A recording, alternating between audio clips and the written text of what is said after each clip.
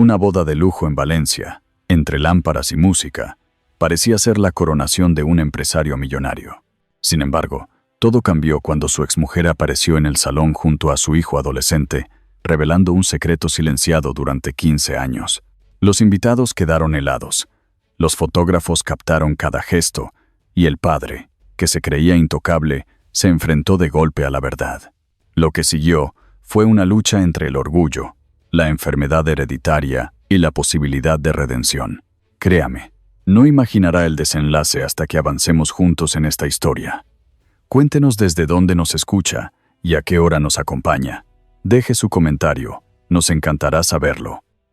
Valencia despertaba entre pólvora y música de fallas, pero en un despacho de cristal, alguien preparaba una venganza elegante. La ciudad entera parecía vibrar con cada mascletá que retumbaba en la distancia, mientras las banderas colgaban de los balcones y el olor a buñuelos se mezclaba con el humo que subía desde las plazas. En ese ambiente festivo, Alejandro Cortés observaba su reflejo en los cristales de la Ciudad de las Artes y las Ciencias, donde había instalado la sede de su empresa tecnológica. Su traje gris oscuro estaba perfectamente entallado, y en la corbata azul marino brillaba un alfiler con el logo de su compañía. Tenía 38 años, y el mundo lo conocía como un empresario hecho a sí mismo, uno de esos hombres que podían convertir una idea en millones. Pero en su interior no celebraba. Tramaba un gesto calculado que mezclaba orgullo y rencor. Sobre la mesa de mármol esperaba un sobre dorado, abierto a medias, con una caligrafía elegante y altiva que él mismo había practicado varias veces para asegurarse de que cada trazo transmitiera arrogancia.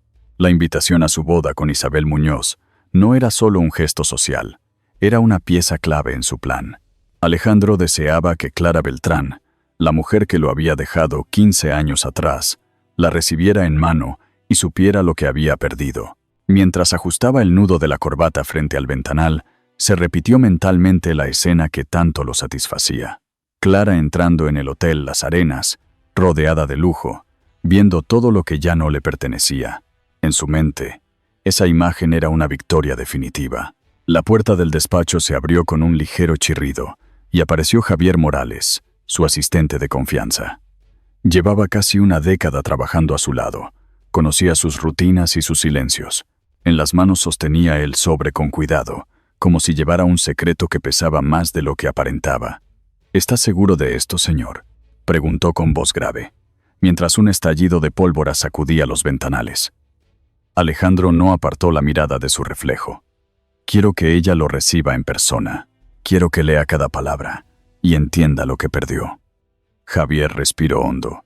En su interior temía que aquella invitación abriera una herida que nunca podría cerrarse, pero sabía que discutir con Alejandro era inútil. Colocó el sobre la mesa y esperó instrucciones. Entonces entró Isabel Muñoz, la prometida.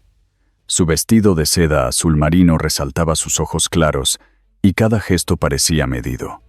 Caminó con suavidad, apoyando una mano en el marco de la puerta. «Mi amor, ¿todavía sigues empeñado en esta idea?», preguntó con una sonrisa dulce que ocultaba la tensión. Alejandro respondió sin mirarla. «No es una idea, es un hecho. Clara vendrá a nuestra boda». Isabel lo observó con una mezcla de incredulidad y cautela. «¿No crees que es un poco infantil?», dijo con voz baja. Alejandro rió con un sonido seco. «Infantil. Esa mujer me dejó cuando apenas sobrevivíamos en un piso diminuto. No creyó en mí. Ahora soy uno de los empresarios más exitosos del país. Quiero que lo vea con sus propios ojos». El silencio se cargó de pólvora cuando otra mascletá estalló en la ciudad. Isabel fingió sonreír, pero en su interior se agolpaban las dudas.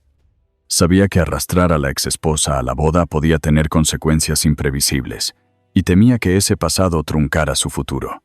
Javier, aún con el sobre en las manos, intentó una última vez.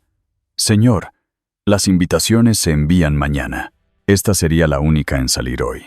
Alejandro tomó un bolígrafo dorado y escribió una frase con trazos firmes. «La vida recompensa a los que arriesgan y castiga a los que se rinden». Al terminar, cerró el sobre con un gesto solemne y se lo entregó a Javier. «Que lo reciba esta tarde. Quiero que vea la mansión, los coches, el éxito. todo lo que pudo haber sido suyo. Javier tragó saliva, guardó el sobre en su maletín y salió con pasos pesados. Sabía que llevaba en las manos algo más que papel, era un detonante familiar. Fuera, Valencia seguía envuelta en fiesta. Las bandas de música desfilaban por las calles, los niños corrían con petardos en las manos, las familias se reunían en las terrazas para compartir cañas y tapas. En contraste, dentro del despacho el aire era denso, cargado de una tensión que ni las lámparas modernas podían disipar. Isabel se acercó a Alejandro y lo besó en la mejilla con una sonrisa que no llegaba a los ojos. «Espero que sepas lo que haces». Él no respondió. Siguió contemplando el horizonte, donde las columnas de humo subían desde las plazas, como si la ciudad entera ardiera en anticipación. En su pecho latía la herida de siempre, el abandono de Clara. Y en su mente, aquella invitación sería el bálsamo definitivo. Cuando Javier cerró la puerta, sus pasos resonaron en el pasillo con un eco extraño. El maletín parecía más pesado de lo normal, como si llevara piedras en lugar de papeles. Cada escalón del ascensor lo acercaba a un destino incierto. En la calle, los coches avanzaban lentamente por las avenidas atestadas. Los turistas alzaban sus cámaras para fotografiar las figuras gigantes de cartón que aguardaban la noche de la crema. Javier se mezcló entre ellos, sintiendo que formaba parte de un secreto que podía cambiar más de una vida. Mientras tanto, Alejandro volvió a su escritorio.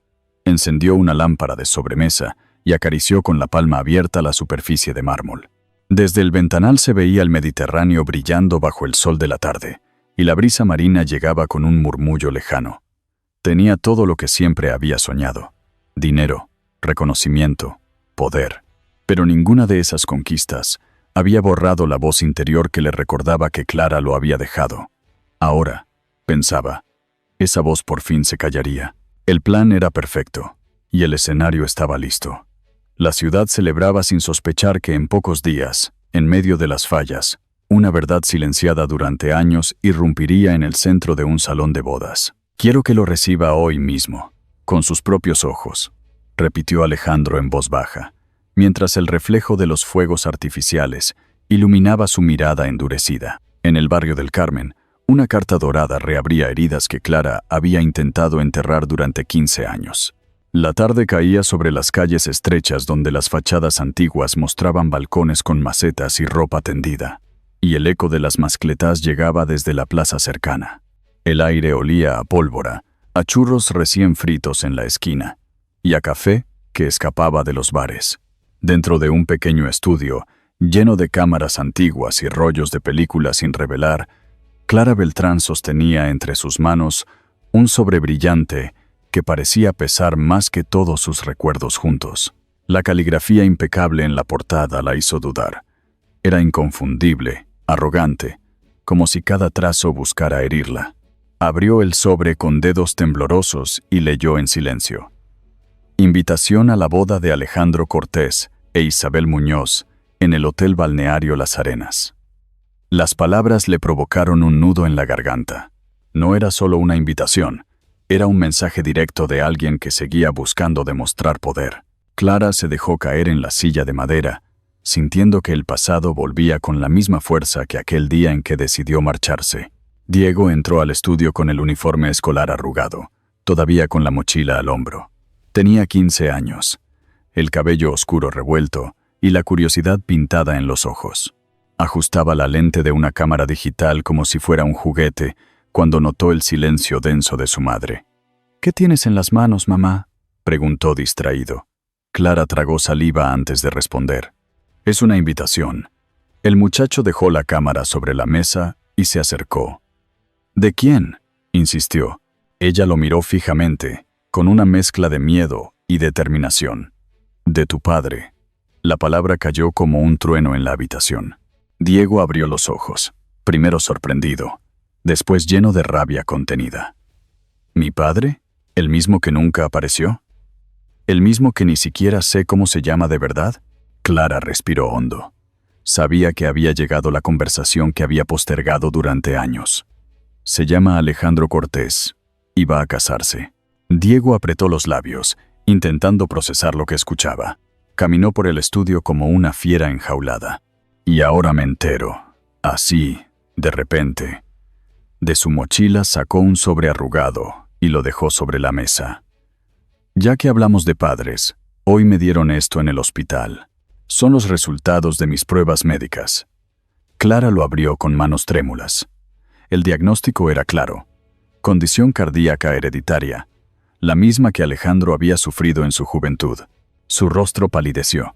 ¿Por qué nunca me dijiste que él tenía problemas de corazón?, preguntó Diego con reproche.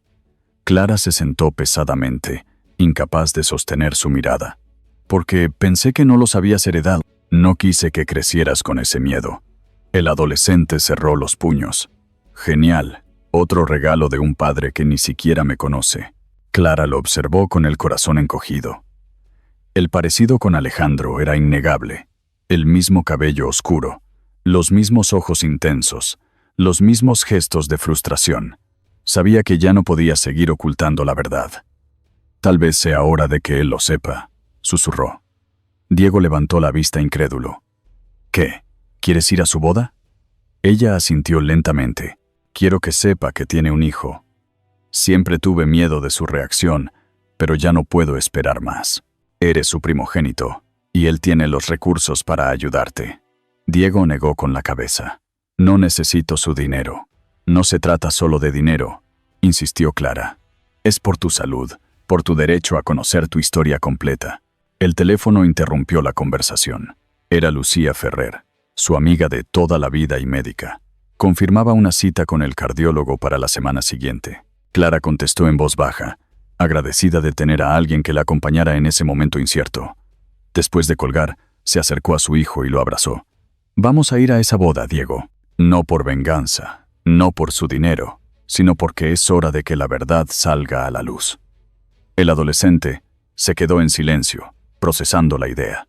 ¿Y si me odia? ¿Y si te hace daño? Clara lo sostuvo con firmeza. No puede hacernos más daño del que ya nos hizo con su ausencia. La tarde continuó, y por la ventana abierta entraban los sonidos del barrio. Vecinos instalando guirnaldas para la fiesta, risas de niños jugando con petardos, guitarras callejeras que probaban acordes para la noche. El estudio, en cambio, estaba cargado de emociones contenidas. Diego se dejó caer en el sofá, mirando el techo. ¿Crees que me pareceré tanto a él como dicen tus fotos antiguas?, preguntó con voz temblorosa. Clara suspiró y acarició su cabello. Ya lo veremos, pero importa más quién eres tú, no a quién te pareces. En ese instante tomó el móvil y dudó unos segundos antes de pulsar enviar. Confirmación de asistencia a la boda. Sabía que esa decisión abriría viejas heridas, pero también que era la única manera de cerrar el círculo. La invitación dorada seguía sobre la mesa, brillando con un resplandor casi irónico bajo la luz de la tarde. Clara la observó con determinación, consciente de que no había marcha atrás.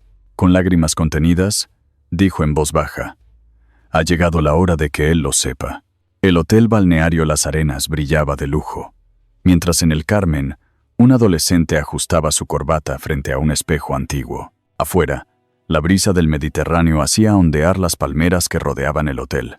Y en la entrada, los mozos de librea recibían a los primeros invitados. Los coches negros se detenían uno tras otro.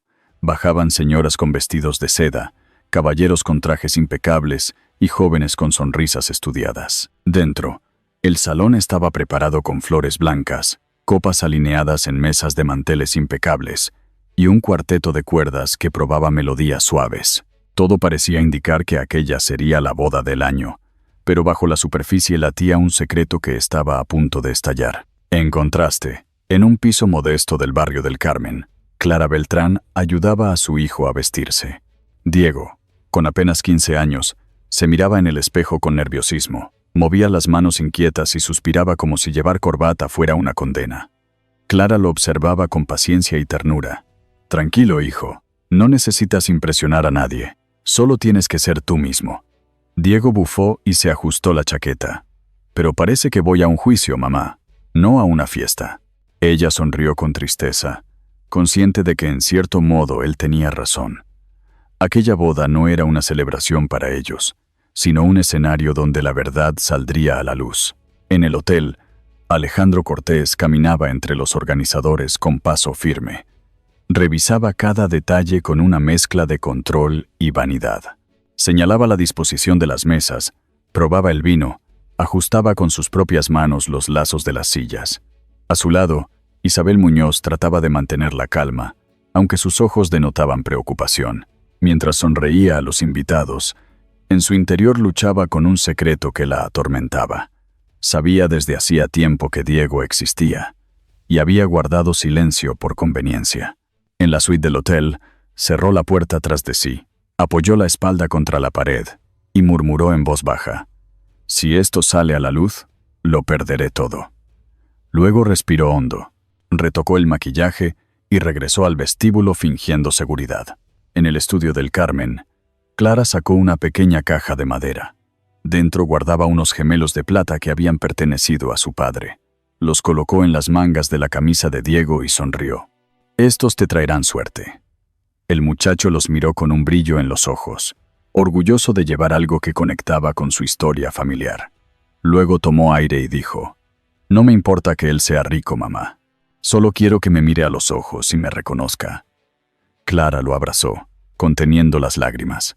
El sonido lejano de una mascletá vibró en los cristales, recordándoles que la ciudad entera celebraba mientras ellos se preparaban para una confrontación silenciosa. En el vestíbulo del hotel, los fotógrafos disparaban sus cámaras sin descanso. Invitados importantes, empresarios, políticos y artistas cruzaban la alfombra roja mientras los flashes iluminaban el aire perfumado. Alejandro sonreía con la confianza de alguien que creía tener el control absoluto. Saludaba con un «buenas tardes» cordial. Repartía apretones de mano y aceptaba felicitaciones. Sin embargo, en un rincón, Javier Morales, su asistente, observaba todo con un gesto grave. Había entregado la invitación a Clara días atrás y presentía que aquella noche no transcurriría como su jefe esperaba. El contraste era evidente. En el barrio, los vecinos del Carmen decoraban los balcones con banderines, y en los bares se servían cañas y tapas a los turistas que pedían horchata y buñuelos. El bullicio popular llenaba las calles de música y risas. Mientras tanto, Diego, vestido con traje y corbata, se veía diferente, como si hubiera crecido de repente. Clara lo miraba y pensó en lo rápido que había pasado el tiempo, en cómo aquel niño se había convertido en un adolescente con preguntas sin respuesta. «¿Estás listo?», preguntó con voz suave. Diego asintió, aunque en su mirada se mezclaban miedo y valentía.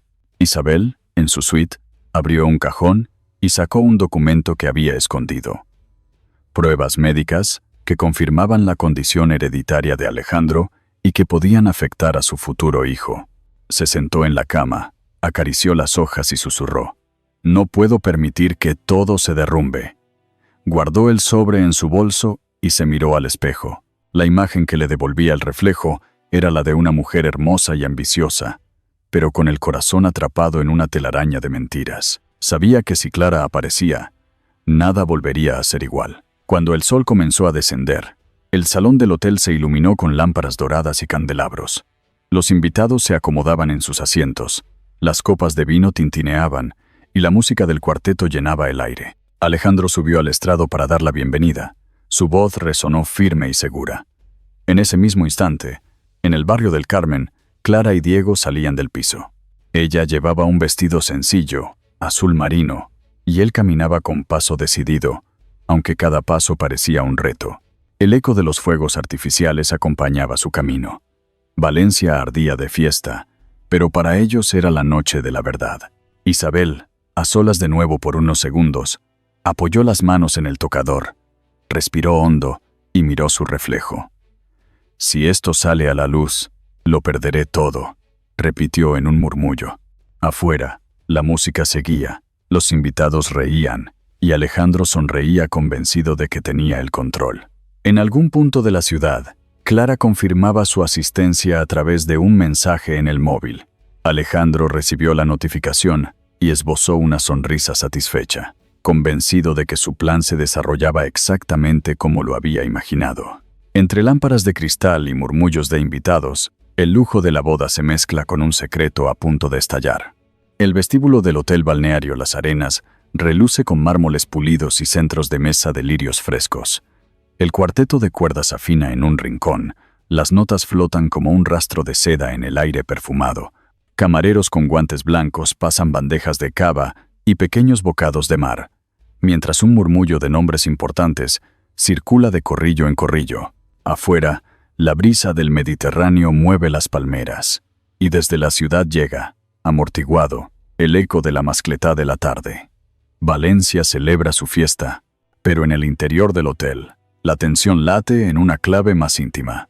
Alejandro Cortés entra por la puerta principal con paso seguro, ajusta un gemelo, saluda con un buenas tardes a un grupo de empresarios que le piden una foto, sonríe para los flashes que se disparan cerca del arco de flores. Se inclina levemente ante una pareja de edad que lo ha visto crecer de lejos. Por dentro, sin embargo, calcula miradas y trayectorias, reprime la impaciencia. Imagina a Clara cruzando el vestíbulo.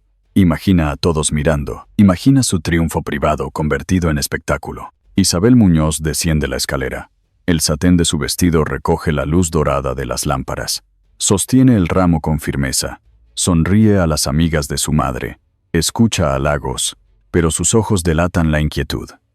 Un brillo frágil que se apaga cada vez que alguien pronuncia el apellido Cortés. Se acerca a Alejandro y susurra una frase corta que él esquiva con una sonrisa profesional. Todo está en orden, asegura, mientras su mirada recorre la puerta giratoria como un radar.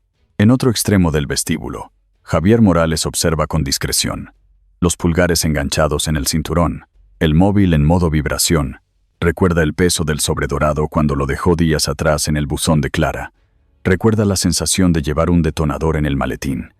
Ahora, vigila el acceso, atento a los gestos pequeños en los que la verdad suele anunciarse. A esa misma hora, un taxi se detiene junto a la marquesina. El conductor abre la puerta con un «Aquí estamos, señora». Y Clara Beltrán baja primero, respira el aire salado con una serenidad aprendida en años de resistencia. Le alisa la chaqueta a Diego, que se queda un segundo mirando el cartel luminoso del hotel, la alfombra, el desfile de vestidos, las cámaras que parpadean como luciérnagas. Clara le aprieta la mano. «No venimos a pedir nada», dice en voz baja. «Venimos a decir la verdad». Diego responde con un gesto pequeño, un trago seco de saliva. En sus gemelos de plata tiembla una chispa, cuando la luz del atardecer se posa un instante sobre sus muñecas. Los porteros abren la puerta y el olor a lirios los recibe como una ola inesperada. Hay abanicos que se mueven entre señoras mayores. Hay risas que se apagan al verlos entrar. Hay cámaras que se elevan por pura intuición.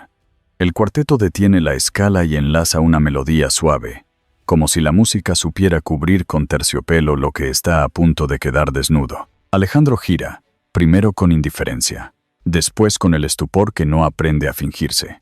Su vista se clava en el rostro de Diego, y lo recorre como si pasara la mano por un espejo antiguo, un reconocimiento brutal que no necesita nombre.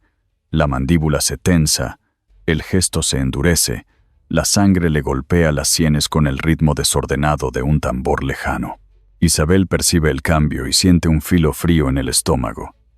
Aprieta el ramo, mira a Clara, mira al muchacho, mira a los invitados, calcula la distancia hasta la escalera por si hiciera falta desaparecer. La sonrisa se le quiebra en el borde como porcelana fina. Javier avanza 2 pasos, no para interponerse, sino para estar cerca, si alguna palabra se desboca. Pasa junto a un mozo, que ofrece canapés. El mozo duda, comprende sin saber. Sigue su ronda con una inclinación de cabeza. Clara camina despacio, siente cada baldosa bajo los tacones, siente el peso de 15 años reuniéndose en el centro del pecho, siente que el hotel entero respira a un compás contenido. Sostiene la mirada, no por orgullo, sino porque el miedo ya se le ha cansado en los huesos. En un lateral, 2 señoras cuchichean. «Qué joven, se parece a alguien, no es», y un fotógrafo social enfoca por instinto, atraído por esa corriente eléctrica que antecede a las imágenes importantes. El destello corta el aire, deja un resto blanco que tarda en disiparse. Alejandro avanza al encuentro. Cada paso una batalla entre el hombre que quiso ser y el hombre que fue. Isabel lo sigue un par de metros detrás, con el ramo anclado como un timón, con la respiración parcial. Javier se queda a distancia prudente, las manos abiertas, la voz guardada, Diego siente la sala agrandarse y achicarse, una marejada silenciosa que empuja y retiene. Piensa en el sobre de los resultados, piensa en la palabra herencia, piensa en el corazón que a veces se le desordena como una banda de música sin director. Respira por la nariz, se endereza, se acuerda del consejo de Lucía, mira al frente. Clara queda frente a Alejandro, tan cerca que podría contarle las pestañas. Y por un latido, ambos son solo pasados sin defensa. Una foto que todavía no ha sido tomada. Ella no pronuncia su frase todavía. Decide que el silencio también es un lenguaje. Decide que la presencia de Diego es el primer argumento. Él abre la boca, no sale nada. Cierra, traga. El cuarteto, acaso por nervio, repite un compás con torpeza leve. Los camareros se detienen, una bandeja vibra, y las copas tintinean como pequeñas campanas. Algunos invitados reclinan el cuerpo, como si los sillones fueran gradas. La escena se encoge hasta el tamaño de 4 respiraciones. Clara baja un instante la vista a los gemelos de Diego. Vuelve a subirla con calma. Alejandro carraspea. La temperatura del vestíbulo cambia. Una corriente de aire entra por la puerta giratoria y levanta el velo de una invitada. Alguien suelta una risa nerviosa que muere rápido. El silencio se vuelve tan compacto que podría esculpirse. Es un silencio con perfume de lirio y gusto de sal. Un silencio que colecciona ojos y hace de cada pestañeo un aplauso contenido. En ese filo exacto, cuando la sala ha olvidado la música y la música los ha olvidado a ellos. Cuando la mascarada de lujo pierde su barniz y queda el hueso del instante, Clara y Alejandro se cruzan frente a todos, y el silencio del salón se vuelve insoportable. Él intenta sostener la mirada, ella la sostiene por ambos, y el mundo parece aguantar el aliento, como si la ciudad entera dependiera de esa primera palabra. Diego da un paso al frente, y clava los ojos en Alejandro como diciendo sin palabras, «Aquí estoy». Un violín se quebró en una nota aguda cuando Clara pronunció las palabras que cambiaron todo. «Este es tu hijo». El eco de su voz viajó por el salón principal del hotel como una ola que derriba todo a su paso. Los invitados se quedaron petrificados, las copas a medio camino entre la mesa y los labios, los abanicos inmóviles en manos de señoras elegantes. El cuarteto de cuerdas detuvo su interpretación de repente, y en el silencio solo se escuchaba el golpeteo lejano de la pólvora de las fallas, entrando por las ventanas como un latido irregular. Alejandro sintió que el suelo se movía bajo sus pies. Había imaginado muchas escenas al invitarla, incluso algún escándalo, pero no había previsto la contundencia de aquellas 4 palabras. Miró a Diego, a su rostro joven, los ojos encendidos y los gemelos brillando bajo la luz de los candelabros, y por primera vez en años no supo qué decir. Su boca se abrió, pero ninguna palabra salió. La sangre le martilleaba en las sienes. El recuerdo de su propia juventud enferma de corazón se cruzó en un destello y la certeza de que la verdad se imponía lo golpeó con violencia. Los invitados comenzaron a murmurar, primero en susurros discretos, luego en oleadas de frases que se mezclaban como un coro de incredulidad. ¿Has oído? Es igualito a él. ¿Cómo pudo ocultarlo? ¡Qué vergüenza para Isabel! Los fotógrafos sociales, olfateando la noticia, enfocaron sus lentes hacia el grupo y los flashes pintaron de blanco los rostros tensos. En medio del torbellino, Clara permanecía erguida, la voz firme aunque las manos le temblaban ligeramente. Había esperado ese momento durante 15 años y ahora que había llegado sentía que cada mirada la atravesaba, pero no se apartó. Diego, con el corazón latiendo a un ritmo desordenado, respiró hondo y sostuvo la mirada de Alejandro. «No necesito tu dinero», dijo con un tono quebrado. «Solo quiero que me mires como padre». La sala se estremeció aún más. Un murmullo de compasión recorrió las mesas. Alguien dejó caer un tenedor que resonó en el suelo. Isabel, que hasta entonces había intentado sostener la compostura, sintió que el ramo de flores se le escurría de las manos. Bajó la vista, incapaz de sostener más la farsa, y con un hilo de voz confesó: «Yo lo sabía, lo supe desde hace tiempo». El escándalo se multiplicó. Varios invitados se levantaron, otros se llevaron la mano a la boca. Alejandro giró hacia Isabel, incrédulo. «¿Qué dijiste?», Preguntó con la voz rota entre ira y sorpresa. Isabel lo miró con los ojos vidriosos. Las palabras salían atropelladas. Sabía que ese chico existía, sabía que era tu hijo, pero pensé que si lo ignorábamos, si lo enterrábamos en silencio, nada cambiaría. No quería perderte. El silencio posterior fue aún más pesado que el anterior. Alejandro apretó los puños. La traición lo consumía. No solo Clara había regresado con la verdad, también Isabel había destrozado su confianza en segundos. Un invitado intentó aplaudir para distraer, pero se detuvo de inmediato al ver la tensión en el centro del salón. Alejandro levantó la voz, esta vez con toda la fuerza de su rabia contenida. La boda se cancela. Su grito resonó en cada rincón, haciendo vibrar los ventanales y cayendo como un mazazo sobre cada invitado. Las flores, las copas, la música, todo quedó suspendido en un silencio gélido. Isabel dejó caer el ramo, que se abrió en pétalos sobre el mármol como un símbolo de algo irremediablemente roto. Diego sintió de pronto que el aire se le escapaba.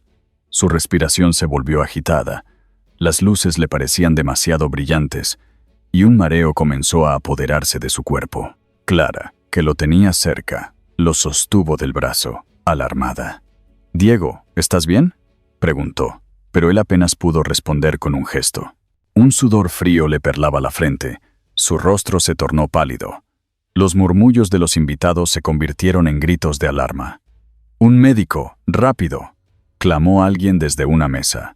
El fotógrafo dejó caer la cámara, corrió hacia la salida buscando ayuda. Alejandro, que segundos antes había sido puro orgullo y furia, se quedó helado al ver a Diego tambalearse. El muchacho buscó aire. Su mano se aferró con desesperación a la manga de Clara, y finalmente se desplomó. El estruendo del cuerpo joven cayendo sobre el mármol retumbó más fuerte que cualquier mascletá. Clara se arrodilló de inmediato, sosteniéndolo, acariciando su rostro. «Respira, hijo, respira». Su voz era un ruego, su mirada un océano de miedo. Isabel dio un paso atrás, incapaz de reaccionar, con el maquillaje corriéndosele por las mejillas. Los invitados se arremolinaron en torno al círculo central, como espectadores de una tragedia inevitable. Un médico que estaba entre los asistentes se abrió paso y se arrodilló junto al muchacho. Revisó su pulso con rapidez y gritó: «¡Hay que llevarlo al hospital ya!». Los camareros ayudaron a despejar el camino. Las puertas del salón se abrieron de par en par. En ese instante, Alejandro se inclinó, tocó por primera vez el hombro de Diego y sintió bajo su palma la fragilidad de una vida que le pertenecía. Sus ojos se encontraron con los de Clara, y por un momento, todo orgullo desapareció, quedando solo la angustia desnuda. «No puedo perderlo», murmuró, sin saber si hablaba para ella, para sí mismo o para el muchacho que apenas respiraba. Los flashes seguían disparándose, pero ahora ya no eran sociales, sino desesperados, capturando el caos de un lujo convertido en ruina. El sonido de la pólvora de fallas entró de nuevo por las ventanas, como un eco cruel de celebración en medio de la tragedia. Mientras Clara y Alejandro acompañaban a los camareros que cargaban a Diego, los invitados se apartaban, dejando un pasillo de miradas confundidas, algunas de compasión, otras de morbo. En la puerta, el aire de la tarde golpeó a Clara con fuerza. El Mediterráneo brillaba al fondo, indiferente. El taxi que aguardaba en la entrada arrancó con rapidez rumbo al hospital. Dentro del salón quedó Isabel, sola, rodeada de flores caídas y copas medio vacías. Los murmullos no se detuvieron. Las preguntas quedaron flotando en el aire. Pero lo único cierto era que la boda ya no existía y que la verdad había explotado con una fuerza imposible de contener. Diego comenzó a marearse. La cámara social enfocó justo cuando su rostro palidecía, y el destino de aquella familia quedó sellado en un instante. El eco de la frase «la boda se cancela» aún vibraba en la memoria de todos cuando un médico anunció que Diego necesitaba atención inmediata.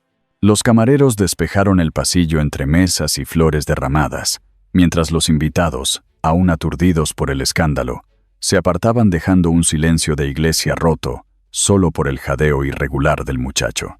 Clara lo sostenía con brazos temblorosos. Sentía el calor desvanecerse de su piel y repetía en susurros: «Resiste, hijo, resiste». Alejandro caminaba a su lado con el rostro demudado, como si cada paso lo arrancara de un sueño de poder y lo arrojara a la pesadilla de la responsabilidad. El Hospital Clínico Universitario de Valencia recibió la urgencia con luces blancas y el sonido metálico de puertas automáticas. Una camilla esperaba en la entrada. Un enfermero pidió rapidez y otro colocó una mascarilla sobre el rostro de Diego. Clara caminó junto a la camilla sin soltarle la mano, mientras Alejandro avanzaba en paralelo, con la corbata deshecha y el sudor marcando su frente. En el pasillo olía a desinfectante y a café viejo de máquinas expendedoras, un contraste brutal con los lirios y el cava del hotel. El eco de los pasos sobre el suelo encerado acompañaba la carrera hacia la sala de urgencias. Lucía Ferrer apareció en cuanto recibió el aviso. Con la bata blanca y el gesto sereno, se inclinó sobre Diego, revisó sus constantes y habló con firmeza. Tiene una condición cardíaca que debemos controlar de inmediato. Clara, lo sospechábamos. Ahora ya no hay más tiempo para posponer. Alejandro escuchó el veredicto como si le clavaran agujas invisibles. Recordó su propia juventud, los mareos en los entrenamientos de fútbol, las revisiones médicas que había ocultado al mundo cuando comenzaba su ascenso empresarial. «Es mi herencia», murmuró en voz baja, casi sin darse cuenta, y el peso de la verdad lo dobló. El doctor Ramírez llegó con paso tranquilo, ajustando las gafas y revisando las notas que le entregaban las enfermeras. El joven presenta una cardiopatía de origen hereditario. Necesita tratamiento constante y revisiones frecuentes, explicó. Clara asentía con lágrimas en los ojos, mientras Alejandro apretaba los dientes. «¿Qué puedo hacer?», preguntó en un hilo de voz. El doctor lo miró por encima de las gafas. «Estar presente, señor Cortés. No se trata de su dinero, sino de su apoyo y su compromiso real». Diego abrió los ojos un instante, débil pero consciente, y miró a Alejandro. La sala se congeló en esa mirada. «No necesito tu dinero», dijo con un hilo de voz áspera. «Necesito que seas mi padre». Alejandro se quedó inmóvil. Sintió que la frase le partía el pecho en dos. Clara lo observó en silencio, esperando, sin defenderlo ni atacarlo, solo aguardando la respuesta que nunca había llegado en 15 años. Los monitores médicos marcaban un ritmo irregular, como si subrayaran la urgencia de cada palabra. Las horas siguientes se deslizaron con la lentitud de la incertidumbre. Clara se sentó junto a la cama, acariciaba la mano de su hijo, mientras Lucía organizaba la medicación y tranquilizaba a ambos con voz serena. Alejandro se quedó de pie, apoyado contra la pared, la mirada fija en los tubos y cables que rodeaban a Diego. Nunca se había sentido tan inútil. Su vida entera, levantada sobre contratos, empresas y edificios de cristal, parecía disolverse frente a la fragilidad de un muchacho que compartía su sangre. Cada mascletá que estallaba afuera llegaba amortiguada a la ventana, como un recordatorio cruel de que la ciudad celebraba, mientras ellos contenían la respiración. En un momento de calma, Clara giró hacia él. «¿Ves ahora por qué tenía que saberlo? No podíamos seguir escondiendo la verdad. Él necesita un padre, no un fantasma». Alejandro tragó saliva y bajó la cabeza. «Creí que podía enterrar todo. Creí que el éxito borraría mi pasado». Lucía intervino con voz firme. «El éxito no cura corazones enfermos. Solo el cuidado constante y el apoyo emocional pueden darle estabilidad. Si de verdad quiere ayudarlo, tendrá que aprender a estar presente». Alejandro se acercó lentamente a la cama. Miró a Diego, su rostro pálido, los labios resecos, los párpados que se agitaban como alas frágiles. Se inclinó y habló en un murmullo. «Quiero intentarlo, aunque no sé cómo». Diego entreabrió los ojos, lo escuchó, y por primera vez en la noche, no apartó la mirada. Clara, sentada al otro lado, observaba la escena con un nudo en la garganta. No era perdón todavía, pero era un comienzo. La madrugada avanzó, y el hospital se llenó de sonidos habituales. Pasos de enfermeras, carros metálicos que rodaban, timbres de puertas. Alejandro permanecía allí, sin atender llamadas, sin mirar su reloj, como si por fin hubiera comprendido que ninguna agenda era más importante que aquel instante. Clara, agotada, apoyó la cabeza en el respaldo de la silla, sin soltar nunca la mano de su hijo. Lucía y el doctor, Ramírez confirmaron que el estado de Diego se estabilizaba, aunque necesitaría seguimiento y cuidados intensivos. Cuando al fin pudieron respirar, Alejandro salió al pasillo para tomar aire. La luz blanca le resultaba insoportable. Se llevó las manos al rostro y pensó en Isabel, en los invitados, en la boda que ya no existía. Pero sobre todo pensó en Diego, en el eco de aquella frase: «Necesito que seas mi padre». En ese pasillo entendió que su vida había cambiado para siempre. Ya no podía huir, ya no podía fingir que el pasado no lo alcanzaba. Había llegado el momento de enfrentarlo con todo lo que tenía. Alejandro, abatido, regresó a la habitación. Miró a Clara con una sinceridad que ella nunca le había visto. «Quiero intentarlo, aunque no sé cómo», repitió apenas con un hilo de voz, y esta vez supo que hablaba en serio. En una mesa del Café de las Horas, por primera vez los tres se sentaron juntos, con buñuelos y silencio cargado de emociones. El local, conocido en Valencia por su decoración barroca y sus altos techos azules, estaba casi lleno aquella tarde. Turistas con cámaras colgaban de los hombros, parejas mayores comentaban la misa dominical mientras compartían horchata, y el camarero recordaba a cada cliente que la propina podía dejarse en la bandeja. En una esquina sonaba una guitarra suave, acompañando el murmullo constante de conversaciones. Para Clara, sin embargo, todo ruido parecía lejanísimo, porque lo único que sentía era el latido desordenado de su corazón frente a la mesa donde Alejandro, su hijo Diego y ella formaban, por primera vez en muchos años, una figura de familia. Diego estaba rígido, con los brazos cruzados sobre el pecho, y miraba la taza de chocolate caliente como si allí se escondiera una respuesta. Clara intentaba mantener la calma, pero sus manos nerviosas jugaban con la servilleta de papel. Alejandro se esforzaba por parecer sereno, aunque su postura lo delataba. Los hombros caídos, la mirada esquiva, la respiración contenida.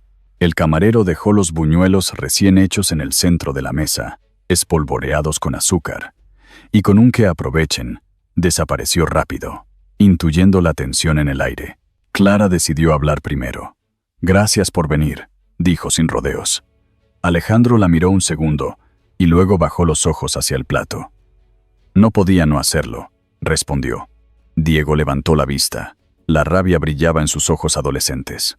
«15 años tardaste», espetó con voz cortante. «15 años en los que nunca apareciste. Ni una llamada, ni una carta». Alejandro cerró los ojos. El golpe era directo. «Lo sé», murmuró. «No tengo excusas que valgan». El silencio volvió a cubrir la mesa, roto solo por el tintinear de las cucharillas en las tazas de café. Clara intentó suavizar el momento. «Diego, no estamos aquí para hundirnos más, sino para encontrar un comienzo. Tú mismo dijiste que no querías promesas vacías». El muchacho la miró y suspiró con resignación. «Es cierto, solo quiero que si dice que va a estar, que de verdad lo cumpla». Lucía apareció en ese instante. Había salido del hospital tras terminar su turno y sabía que los encontraría allí, porque Clara siempre volvía a ese café cuando necesitaba pensar. Saludó con un beso en la mejilla a Clara, se inclinó sobre Diego y le preguntó cómo se sentía. «Mejor», respondió él con un gesto cansado. Luego miró a Alejandro, lo evaluó con la serenidad de médica y amiga. «Él necesita estabilidad, no solo pastillas», dijo con firmeza. «Alejandro, tendrás que aprender a estar presente, a dejar de pensar que todo se resuelve con dinero o con gestos grandiosos». Alejandro asintió en silencio. Tomó un buñuelo, lo partió en dos, lo sostuvo un momento en la mano como si ese acto simple le costara un esfuerzo inmenso, y al fin habló. «No sé cómo hacerlo. Nunca aprendí a ser padre. Solo sé trabajar, ganar, competir, pero quiero intentarlo». Diego lo miró fijamente, buscando señales de mentira. No encontró ninguna, pero no se dio tan rápido. «Pues demuéstralo», dijo. «No con palabras, sino con hechos. Si dices que vas a estar, quiero verte en mi feria de ciencias la próxima semana». Clara abrió los ojos sorprendida. Había oído hablar a Diego de ese proyecto escolar. Un sistema de monitoreo del corazón hecho con piezas recicladas y sensores básicos, pero no esperaba que lo usara como condición. Alejandro, en cambio, pareció aferrarse a la propuesta como a una tabla de salvación. Iré, afirmó con voz grave. Aunque tenga que cancelar todo, estaré allí. Diego bajó la mirada al plato y murmuró. Entonces veremos si de verdad lo dices en serio. Lucía intervino con una sonrisa leve. Es un buen comienzo. A veces la medicina necesita más que recetas. Necesita confianza y compañía. Clara asintió, agradecida de tenerla cerca. El camarero volvió con otra ronda de café, dejó la bandeja y se llevó las monedas de propina con un gesto de cabeza. Al fondo, un grupo de turistas aplaudía a la canción del guitarrista, que entonaba una vieja copla valenciana. La vida seguía, con su normalidad ruidosa, mientras en aquella mesa 3 personas intentaban redefinir sus lazos. Alejandro se inclinó hacia Diego. ¿De qué trata tu proyecto?, preguntó. El muchacho dudó antes de responder. Es un sistema para controlar los latidos, con sensores sencillos, pero quiero que sea útil para gente como yo. La confesión sonó más íntima de lo que esperaba. Alejandro sintió un golpe en el pecho, como si aquel adolescente, con su fragilidad y su ingenio, le mostrara el reflejo más incómodo de sí mismo. Me gustaría verlo, dijo con sinceridad. Diego lo miró un segundo, sin responder, y volvió a morder un buñuelo con gesto desafiante, aunque en sus ojos brillaba un rastro de ilusión. Clara suspiró y acarició la mejilla de su hijo. No tienes que decidirlo todo hoy. Lo importante es que hablamos. Diego no contestó, pero dejó que la mano de su madre se quedara en su rostro. El gesto era una rendija en su muralla de orgullo. Lucía se levantó para marcharse, dejó una mano sobre el hombro de Alejandro y dijo despacio. Si de verdad quieres ayudar, empieza por escuchar. El resto vendrá después. El sol de la tarde entraba oblicuo por los ventanales, tiñendo las paredes barrocas de un dorado suave. Clara se permitió una sonrisa pequeña, consciente de que el camino sería largo y lleno de tropiezos, pero por primera vez no se sentía sola en la lucha. Alejandro, todavía inseguro, encontró valor en ese silencio compartido. Diego, a su manera, había puesto la primera condición, y eso era más de lo que esperaba. No quiero promesas vacías. Si dices que estarás, quiero verte allí, había repetido Diego, y las palabras quedaron flotando sobre la mesa como un juramento pendiente, mientras el murmullo del café se mezclaba con la pólvora lejana de las fallas. El Instituto Luis Vives vibra con voces jóvenes, mientras Diego coloca su proyecto de control cardíaco sobre la mesa. La Feria de Ciencias ocupa el patio cubierto y los pasillos del edificio principal. Hay carteles de colores pegados a las paredes, mesas numeradas, cables sujetos con cinta y una alegre confusión de mochilas, batas blancas y carpetas con gráficos. Un olor dulce a churros entra por la puerta abierta, mezclado con el del café recién hecho en un termo grande. En la entrada, 2 estudiantes venden rifas benéficas y anuncian con voz tímida que el sorteo será al final de la tarde. Clara camina a paso lento junto a su hijo. Sostiene una botella de agua y una bolsa con cables de repuesto. Se detiene para observar cómo él alinea los sensores, comprueba el pequeño microcontrolador, revisa el portátil con los gráficos que laten como una respiración ordenada. Alejandro llega poco después y se queda a una distancia prudente. Viste traje oscuro sin corbata, el primer botón de la camisa desabrochado, un gesto humilde que intenta no llamar la atención. Saluda con un buenos días a un profesor que pasa. Aprieta el hombro de Diego. Retira la mano enseguida, como si temiera romper algo frágil. Diego ajusta el cable principal y explica en voz baja, para convencerse a sí mismo tanto como a los demás. El sensor capta el pulso en la muñeca. El microcontrolador filtra el ruido. La aplicación dibuja el ritmo en tiempo real. Clara asiente con una sonrisa. Le coloca la pulsera negra en la muñeca izquierda. Le alisa la manga con un gesto maternal que le devuelve la infancia por un segundo. El murmullo del patio se eleva cuando llegan los jueces. Una profesora de biología con gafas de montura roja, un ingeniero jubilado que fue antiguo alumno del instituto y un médico joven del centro de salud del barrio. Recorren las mesas despacio, toman notas, hacen preguntas cortas. Alejandro observa la escena con atención. Contiene la urgencia de intervenir. Ha decidido escuchar, dejar que Diego lleve la voz, estar presente sin imponerse. Los primeros curiosos se acercan. Estudiantes de cursos inferiores, amigos del equipo de tecnología, Alguna madre que reconoce a Clara y saluda con un «Hola, guapa, qué emoción». Diego respira hondo, pulsa el botón verde. La pantalla se ilumina y una línea azul comienza a moverse con un vaivén regular. «Buenos días», dice a los jueces, cuando por fin llegan a su mesa. Este proyecto busca monitorizar los latidos con componentes de bajo coste para que cualquier chico como yo pueda vigilar su corazón sin gastar demasiado. El ingeniero jubilado sonríe, pide permiso para mirar de cerca, valora la soldadura de los cables. La profesora de biología pregunta por los artefactos y el control del error. El médico joven plantea la utilidad clínica. ¿Cómo evitarías las falsas alarmas? ¿Qué harías si detectas una arritmia? Diego traga saliva, mira a Clara, luego mira a Alejandro, vuelve a la pantalla.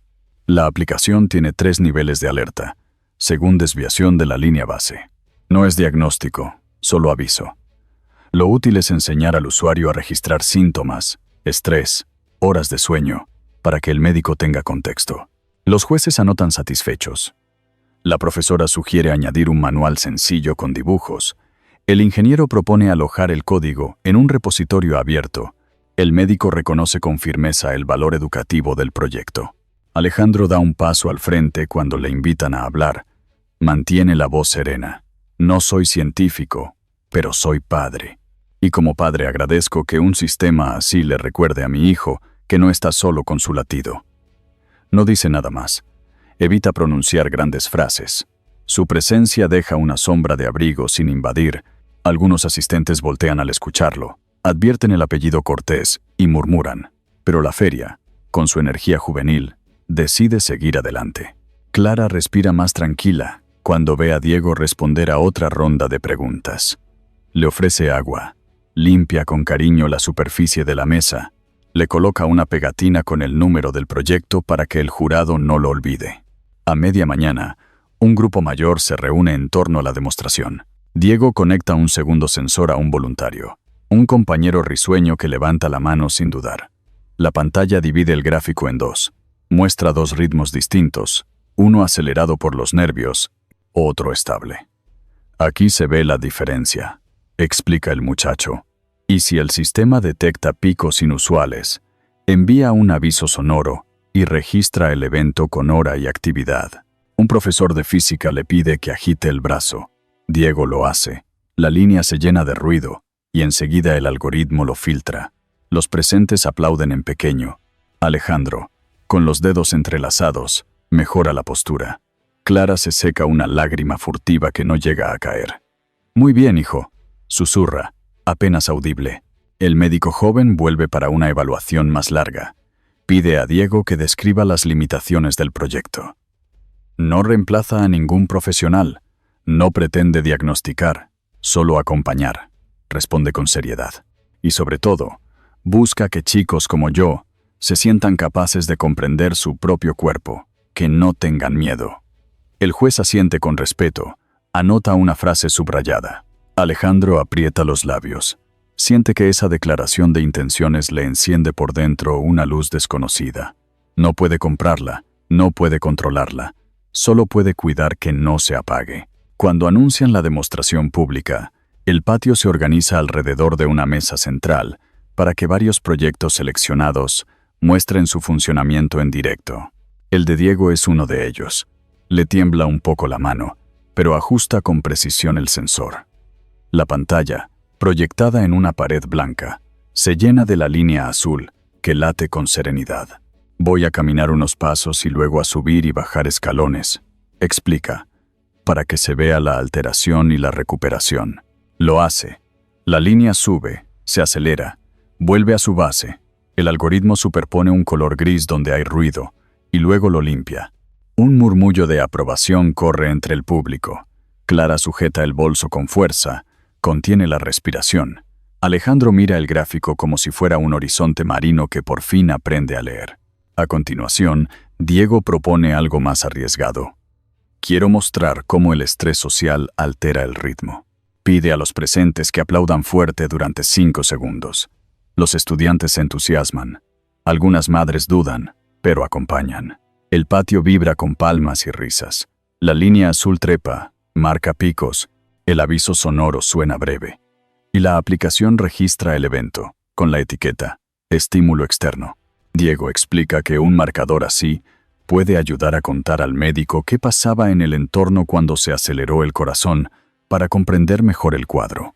Un profesor de tecnología levanta el pulgar, alguien desde el fondo grita, «Muy bien, chaval», y el ambiente se vuelve cálido. Aplauso general cuando Diego demuestra en directo el sistema de monitoreo de latidos. El sonido le llega a través de una capa de aire espeso, como si el tiempo se dilatara. Mira a su madre, que le sonríe con orgullo. Mira a Alejandro, que no aplaude más fuerte que nadie, pero cuya mirada limpia le sostiene sin condiciones. El muchacho inclina la cabeza en señal de agradecimiento, guarda los cables con manos más firmes. Los jueces se retiran a deliberar. La gente se dispersa hacia el puesto de churros. El sol de mediodía entra oblicuo por el pasillo. Alejandro se acerca por fin. Deja en la mesa una pequeña libreta y un bolígrafo. «Para que anotes tus ideas», dice en voz baja. No promete nada, no exige nada, solo deja un instrumento para el futuro. Clara observa el gesto, lo archiva en la memoria de los actos que hablan por sí solos. El resto de la mañana transcurre con un ritmo amable. Diego explica su proyecto a un último grupo de alumnos curiosos. Clara conversa con una profesora sobre hábitos de descanso. Alejandro ayuda a enrollar un cable atascado. 3 movimientos cotidianos que componen una imagen de familia en obra. Cuando suena la campana que marca el final de las presentaciones, el patio estalla en conversaciones y planes de fin de semana. Alguien propone paella en una terraza cercana. Alguien recuerda la mascletá de la tarde. Todos parecen tener prisa y a la vez, tiempo. Clara, con lágrimas contenidas, piensa, tal vez Alejandro esté cambiando de verdad. Al caer la tarde, Valencia ardía con ninots y pólvora, mientras una familia rota intentaba caminar de nuevo unida por el paseo marítimo. El cielo se teñía de tonos naranjas y violetas, y las primeras luces de las terrazas encendían un resplandor dorado sobre los toldos. El aire estaba impregnado de humo festivo, olor a pólvora fresca y fragancia de azahar que llegaba del interior de la ciudad. La música de guitarristas callejeros acompañaba el murmullo de los turistas que ocupaban mesas con paellas humeantes y vasos de sangría. Clara avanzaba despacio, tomada del brazo de Diego, mientras Alejandro caminaba a un paso prudente, con las manos en los bolsillos, como si todavía temiera romper un equilibrio frágil. Diego observaba las figuras gigantes de cartón que aguardaban la crema, preguntaba con curiosidad por su origen y escuchaba las explicaciones de su madre. Alejandro añadía algún detalle aprendido en su infancia. Recordaba las veces que su padre lo llevaba de niño a ver los desfiles y mascletas. Clara lo escuchaba en silencio, con la mirada fija en el mar que se teñía de reflejos dorados. Había una extraña calma, un hilo de paz inesperado que contrastaba con la explosión de pólvora que resonaba en la ciudad.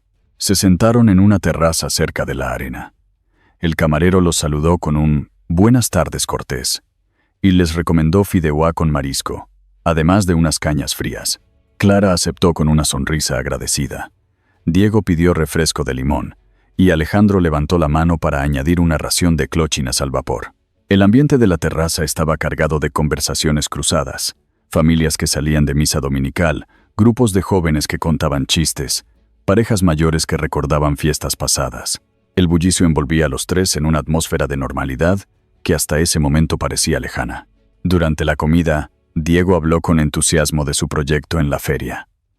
Cuando todos aplaudieron, sentí que podía hacer algo útil, dijo con brillo en los ojos. Clara lo miró con orgullo, tocó su mano sobre la mesa y añadió: lo importante es que supiste explicar tu trabajo y mostrar que entiendes tu cuerpo. Alejandro intervino en tono más bajo. Y que supiste escuchar. Hijo, eso es lo que marca la diferencia. Diego se sorprendió al escucharlo pronunciar esa palabra, hijo, como si fuera natural, y aunque no respondió de inmediato, su gesto se suavizó. Tras la comida caminaron junto al mar. La brisa nocturna soplaba con fuerza ligera, levantando los cabellos de Clara y agitando la chaqueta de Alejandro. Diego lanzaba piedrecitas al agua y reía al ver cómo saltaban sobre las olas. En ese ambiente relajado, Clara rompió el silencio con voz contenida. Alejandro, No quiero reproches eternos, pero necesito que reconozcas lo que pasó. Él se detuvo, miró al mar y asintió lentamente. Me equivoqué. Creí que podía ocultarlo, que el éxito me daba permiso para borrar el pasado. Pero estaba ciego. Perder la boda fue un golpe. Perder la confianza fue peor. Ahora entiendo que si te niegas a alguien, te niegas a ti mismo. Clara lo observó. Sintió la sinceridad en sus palabras y respondió con suavidad. Él no necesita un imperio, te necesita a ti. Alejandro se acercó a Diego. Le pasó un brazo por los hombros y caminó junto a él. Diego no lo apartó, tampoco respondió, pero la aceptación silenciosa era ya un paso. En los ojos de Clara brillaba una emoción contenida. La rabia de años empezaba a transformarse en algo distinto, en un terreno aún incierto pero fértil. Las luces de las fallas se reflejaban en el mar, y los ninots gigantes esperaban en las plazas cercanas. El ruido de tambores llegaba con oleadas, mezclado con el olor intenso a pólvora. Familias enteras paseaban, padres con niños en brazos, abuelos contando historias. Diego miraba alrededor con fascinación, como si todo aquello adquiriera un nuevo significado. Clara suspiró, recordando los años en los que había vivido todo en soledad, y sintió que el presente le ofrecía, por fin, una tregua. De pronto, Diego corrió hacia un puesto de petardos y compró un pequeño cohete verde. Clara estuvo a punto de detenerlo, pero Alejandro le puso una mano en el brazo. «Déjalo», dijo en voz baja. Diego colocó el cohete en la arena, encendió la mecha con una chispa y retrocedió unos pasos. El proyectil se elevó al cielo y estalló en un resplandor verde brillante que iluminó sus rostros. Clara sonrió, Alejandro también, y por un instante parecieron una familia normal, unida por un gesto sencillo y una chispa de esperanza. Diego encendió un pequeño cohete de fallas junto a su padre. Ambos sonrieron bajo el destello verde, y el paseo marítimo se llenó de un murmullo cálido, como si la ciudad entera aplaudiera en silencio ese instante de reconciliación naciente. El cielo de Valencia estallaba en fuegos artificiales, mientras Clara, Diego y Alejandro llevaban bolsas de comida hacia casa. El aire nocturno estaba cargado de humo, de pólvora quemada y del aroma dulce de los buñuelos que aún se vendían en los puestos de la calle. La multitud avanzaba entre aplausos. Turistas con cámaras, vecinos que reían y niños que corrían con cohetes pequeños en las manos. El ruido era ensordecedor, pero en medio de esa algarabía, Clara se sentía en calma. Por primera vez caminaba junto a su hijo y al hombre que había marcado su vida, y la sensación no era de vacío, sino de un comienzo. Al llegar a la casa, subieron los escalones con las bolsas llenas de pan, queso y una paella que habían encargado en una terraza cercana. Diego abrió la puerta con entusiasmo, dejó las bolsas sobre la mesa del comedor y encendió la luz. «Hoy cenamos juntos», dijo con una sonrisa que iluminó la habitación más que cualquier lámpara. Clara se sorprendió al escuchar ese tono alegre en su hijo, acostumbrado a la desconfianza y a las respuestas cortantes. Alejandro se quitó la chaqueta, colgó la camisa en el respaldo de la silla y ayudó a poner los platos. Era una escena tan sencilla, tan doméstica, que todos guardaron un momento de silencio para saborearla. Clara sirvió la paella en porciones generosas, mientras Diego contaba anécdotas de la Feria de Ciencias. «Un profesor me dijo que si sigo trabajando así podría estudiar ingeniería biomédica», relató con orgullo. Alejandro lo escuchaba con atención, no interrumpía, no intentaba robar protagonismo, solo asentía, hacía preguntas cortas y sonreía. «¿Y te gustaría?», preguntó en voz baja. «Sí», respondió Diego sin dudar. «Quiero ayudar a otros que tengan lo mismo que yo». Clara lo observó con ternura, consciente de que el muchacho había encontrado una dirección en medio de la tormenta. La cena transcurrió entre comentarios sencillos. Hablaron de los vecinos, de los planes para el fin de semana, de la mascletá del día siguiente. Alejandro contó una historia de su infancia, cuando su padre lo llevaba a ver las fallas, y él corría con miedo entre los petardos. Diego rió con ganas, como si por fin compartieran un idioma común. Clara se sorprendió al notar que la conversación fluía sin esfuerzo, como si hubieran estado entrenándose para este momento toda la vida. Después de la comida, Lucía pasó por la casa. Venía de su turno en el hospital, con bata aún bajo el abrigo, y traía una caja pequeña de dulces. «Solo quería ver cómo estabais», dijo sonriendo. Revisó a Diego con rapidez, comprobó el pulso, le hizo algunas preguntas y le recordó que debía descansar. «El cuidado es diario, no solo en emergencias», insistió. Luego miró a Alejandro con firmeza. «Tu papel no es dar órdenes ni promesas, es estar». Él asintió, consciente de que cada palabra era un recordatorio de su nueva responsabilidad. La televisión, encendida en bajo volumen, mostraba imágenes en directo de la crema de Fallas. Ninots gigantes ardían en plazas abarrotadas. El fuego los consumía mientras la gente aplaudía y gritaba con emoción. Clara bajó la voz y comentó: «Es hermoso cómo se queman las figuras para dejar paso a lo nuevo». Diego, apoyado en el sofá con una manta ligera, asintió. «Es como empezar de cero». Alejandro lo miró y susurró: «Quizás nosotros también necesitamos eso». El fuego en la pantalla iluminaba sus rostros y la sala se llenó de una luz cálida, casi mágica. Cuando la medianoche se acercó, salieron al balcón. La calle estaba llena de humo y de chispas que caían como lluvia de colores. Vecinos saludaban con un «feliz crema» y brindaban con vasos de vino dulce. Una familia les ofreció buñuelos recién hechos, y Clara agradeció con una sonrisa. Diego se apoyó en la barandilla y respiró hondo, como si todo el aire cargado de pólvora fuera un símbolo de vida renovada. Alejandro, a su lado, permaneció en silencio, observando la multitud. Por primera vez, no sintió la necesidad de estar en el centro, de controlar o de brillar. Solo se permitió estar. Volvieron al interior y se sentaron juntos en el sofá. Clara miró a Alejandro con una expresión que mezclaba cansancio y esperanza. Él tomó la palabra con voz grave. «Sé que no será fácil. He cometido demasiados errores, pero quiero estar presente cada día. No prometo perfección, solo presencia». Clara lo escuchó, sin interrumpir. Diego lo miró fijamente, como evaluando si aquella confesión era distinta a las anteriores.